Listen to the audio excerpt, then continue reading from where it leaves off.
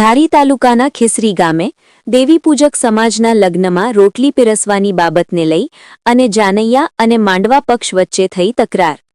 થોડી જ વારમાં ઝઘડાએ ઉગ્ર સ્વરૂપ ધારણ કરતા 25થી વધુ લોકો થયા ઇજાગ્રસ્ત. 2 જણાની તબિયત બગડતા અમરેલી ખાતે તાત્કાલિક રિફર કરાયા. ઘટનામાં આરોપીઓ દ્વારા બોલેરો જીપ લઈ અને ભયનો માહોલ ઊભો કરતા લગ્નમાં અફરાતફરીનો માહોલ સર્જાયો હતો. રિપોર્ટર સંજય વાળા, ઢાલી.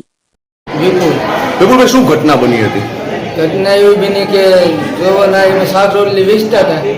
એમને દેતા તોય કે બધું જો એમાં એમ પૂછતા હતા કે માણા હજી બાકી છે અને હજી દેવું તો એમ બોલે ને તો બધું એકના એને બધું ઉતરી ગયું માર્યું.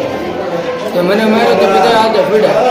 ભયંકર ઝઘડો ચાલુ થઈ ગયો. હા, ભયંકર ઝઘડો ચાલુ થઈ ગયો. જે આડા પડતા જાય ને મને તારો એ બધાને મારી તાળી નાખ્યા.